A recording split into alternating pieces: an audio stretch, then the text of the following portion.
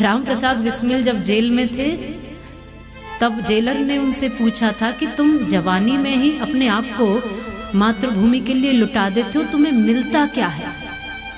अब बहुत से लोग आपसे भी पूछते होंगे, आप युवा हैं, मातृभूमि के लिए तैयार रहते हैं, घर परिवार छोड़कर जीवन जीते हैं, लगे ही रहते हैं, आखिर मिलता क्या है? कई बार हमसे भी लोग पूछते हैं, भारत माता की गाथा गा के तुम्हें क्या मिलता है? जैसे उन्होंने कहा था, राम प्रसाद बिस्मिल जी से भी पूछा था कि तुम्हें क्या मिलता है? आनंद से घर में रहो, क्यों जेलों को भर रहे हो? क्यों फांसियों पर चढ़ रहे हो? क्यों मरने के लिए तैयार हो रहे हो? तुम्हें मिलता क्या है? क्या पागल हो गए हो? कई बार जैसे वो कहते थे, हम भी कह देते हैं कि इन दिमागों में भरे खुशियों के लच्छे हैं और हमें तो पागल ही रहने दो, हम तो पागल ही अच्छे हैं। और बिना पागलपन के आज तक किसी ने भी कुछ पाया नहीं है। मिलता क्या है? राम प्रसाद बिस्मिल बड़े शायर भी थे, शायरियां करते थे। जिन्होंने उनको पढ़ा है, कितने लोगों ने पढ़ा है राम प्रसाद बिस्मिल को? जिन्होंने पढ़ा है, पढ़ना चाहिए, इसलिए आज इस कथा के माध्यम से पढ़ाया जा रहा है। धर्म को पढ़ा है, श्लोकों को पढ़ा, मंत्रों को पढ़ा, लेकिन आपको इतिहास भी पढ़ना चाहिए।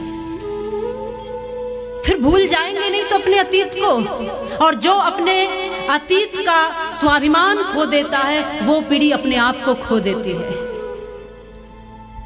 क्या मिलता है? राम प्रसाद बिस्मिल ने कहा था, जेलर, मेरा हर शेर तेरे हर जवाब से अच्छा होगा। तू जो भी प्रश्न करेगा मैं कुछ न कुछ शेर और शायरी में उत्तर दूंगा। आपने वो लाइनें तो उनकी पढ़ी होंगी, सरफरोशी की तमन्ना अब हमारे दिल में है, देखना है जोर कितना बाजुए कातिल में, वक्त आने दे बता देंगे तुझे ए आसमां, हम अभी से क्या बताएं क्या हमारे दिल में। इलाही वो भी दिन होगा जब हम अपना राज्य देखेंगे और अपनी ही जमी होगी, अपना आसमां होगा। जेलर, मेरा हर शेर तेरे हर जवाब से अच्छा होगा। तू जो भी सवाल जवाब करेगा, मेरा हर दिन तेरी हर रात से अच्छा होगा। इन्हीं आंखों से देखना जालिम, मेरा जनाजा भी तेरी बारात से अच्छा होगा। तुम पूछते हो क्या मिलता है? बहुत लोग कहते हैं कि देश की बात करके, देश के लिए जी कर, देश के लिए मर कर क्या मिलता है? ये तो उन्हीं से पूछो जो जी रहे हैं उस जीवन को कि उनको क्या मिलता है। जो सीने पे गोली खा देता है ना इस मिट्टी के लिए, उससे पूछो कि उसको क्या मिलता है। मैं ये मानती हूँ, और शास्त्र भी कहते हैं, विद्वान भी संत भी समझाते हैं कि हर व्यक्ति इस दुनिया में मोक्ष के लिए आया है, और मोक्ष केवल दो तरीके से होता है। या तो साधना और समाधि के द्वारा योगी बन करके गुफाओं में, कंदराओं में जाकर के सब कुछ छोड़ करके, या तो समाधिष्ट होकर के उस मोक्ष को पा लेना, और यदि ये आपसे न हो पाए तो निर्भीक होकर के माँ भारती के चरणों में अपने आप को समर्पित कर देना, इससे भी मोक्ष प्राप्त होगा। ये दो ही रास्ते हैं मोक्ष के, वो सीधा मोक्ष और सीधी मुक्ति है उनकी। और ये जो सरलता और ये भव्यता और ये आनंद और ये नृत्य और ये भजन जो हम देख रहे हैं वो उनकी बदौलत है। इसलिए उनको प्रणाम करती हूँ। उनके आखिरी शब्द, उनके आखिरी भाव, मरने से पहले भी ये भाव होते हैं कि बस जिएं तो इस मिट्टी के लिए, और मर भी जाएं तो मिट्टी में मिलें तो अपनी मातृभूमि, मरने के बाद भी दोबारा जन्म लें, कई बार जन्म लें और बार बार आए तो इसी मिट्टी के लिए अपनी सेवा दें। बस इतनी सी है दिल की आग। जीते जी भी तेरे लिए समर्पित हूँ, और मरने के बाद भी दो मुट्ठी राख भी हो तो वो तेरे खेतों में लहराते हुए पुष्प बन जाए, लहराती हुई फसल बन जाए, या नदियों में लहराता हुआ निर्मल जल बन जाए, या मातृभूमि में मिलकर कोई कण बन जाए, पर माँ तुझ में मिला रहूं। ये इतना समर्पण जब तक नहीं होगा तब तक आप भक्त तो नहीं बन सकते। और ये भक्ति कहीं से भरी नहीं जाती है, ये यहाँ से प्रकट होती है, ये उपजती है। और ये उपजती भी ऐसे है जिसने इतिहास पढ़े, जिसने देशभक्तों का सानिध्य लिया, जिसने अपनी मिट्टी को माथे पर लगा करके ये कहा कि ये मिट्टी चंदन से कम नहीं है, ये मिट्टी चंदन से ज्यादा सुगंधी देती है, कभी लगा कर देखना, इस मिट्टी को माथे पर सुशोभित करके देखना, चंदन भी फीका पड़ जाएगा। पूरी दुनिया को एक परिवार मानने की पावन परिपाटी है मेरे देश की, और शत शत बार वंदनीय अभिनंदनीय, क्योंकि चंदन से कम नहीं है माटी मेरे देश की। इस मिट्टी को जो जान ले, कई बार लोग कहते हैं कि भारत माता क्या है, ये प्रश्न कई बार आता है कि उनकी कोई मूर्ति होगी, कोई तस्वीर बना दो तो वो भारत माता है, या कोई जमीन का कोई खास हिस्सा भारत माता है, या फिर संघ के लोग जिसको मानते हैं वो भारत माता है, या फिर कोई देश की बात कर दे तो बस उसके पास भारत माता है। भगवान राम यहाँ आए, इस धरती पर आए तो राम जी की कथा लोग कहते हैं तो उनको समझ जाते हैं, लेकिन कई बार लोग पूछते हैं कि जिस भारत माता के गीत गाते हैं वो भारत माता है क्या, और वो है कहाँ? जिसकी आराधना करते हैं वो है कहाँ?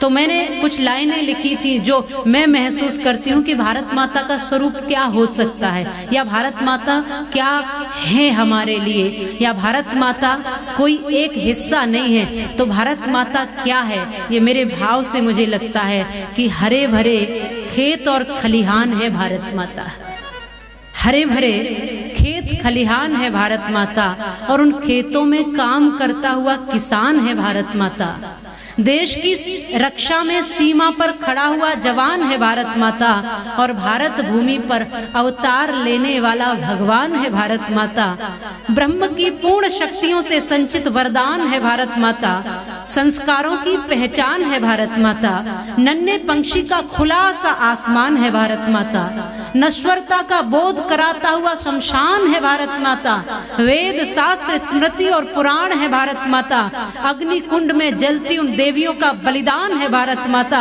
संतों के हृदय का विराट ज्ञान है भारत माता, सीता सावित्री दुर्गा का सम्मान है भारत माता, भगत सिंह विस्मिल की फांसी का अरमान है भारत माता, वंदे मातरम का गान है भारत माता, माँ की सेवा में शीशों का दान है भारत माता, युवाओं के बढ़ते कदमों की उड़ान है भारत माता, हिंदुओं का स्वाभिमान है भारत माता, दुनिया का उत्थान है भारत माता, और विश्व गुरु के रूप में ये सारा जहान है भारत माता। कोई माने ना माने, लेकिन माँ भारती के कण आपको दुनिया के हर कोने में मिल जाएंगे, चाहे संस्कार बनकर, चाहे ज्ञान बनकर, चाहे संस्कृति बनकर, चाहे कला बनकर के, चाहे कोई ज्ञान बनकर, कहीं न कहीं जरूर माँ भारती के पद चिन्ह आपको पूरी दुनिया में मिलेंगे, क्योंकि भारत ने कभी किसी का छीना नहीं है, भारत ने सबको दिया ही दिया है, लुटाया ही लुटाया है। कोई त्याग सीखना चाहता है तो भारतीयों से सीखे, कोई बलिदान सीखना चाहता है तो भारतीयों से सीखे, इस मातृभूमि रहने वाले से सीखे कि जीवन क्या होता है, इस मातृभूमि में रहने वाले से सीखे कि त्याग क्या होता है। हम इतिहासों की बात करें तो कई बार हम देखते हैं भगत सिंह का नाम आता है, राम प्रसाद बिस्मिल, चंद्रशेखर आजाद, सुभाष चंद्र बोस इत्यादि सबने भरी जवानी में अपने आप को आहूत कर दिया। आज भी बहुत से सैनिक, बहुत से देशभक्त हैं जो हंसते हंसते मुस्कुराते मातृभूमि के प्रति कर्तव्य समझ के अपने आप को आहूत करते हैं।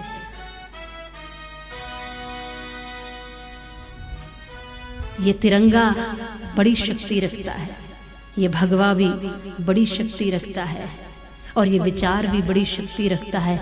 व्यक्ति के पास धन होना तब भी कमजोर हो सकता है, व्यक्ति के पास बहुत बड़ा परिवार होना तब भी कमजोर हो सकता है, लेकिन जिस व्यक्ति के पास श्रेष्ठ विचार हो वो कभी कमजोर नहीं होता है।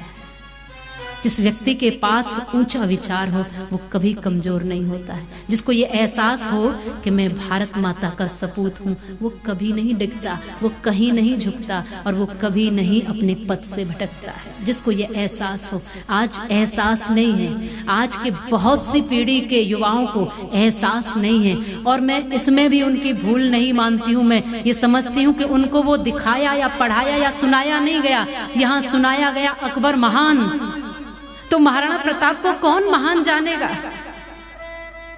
यहाँ सिकंदर महान बताया गया,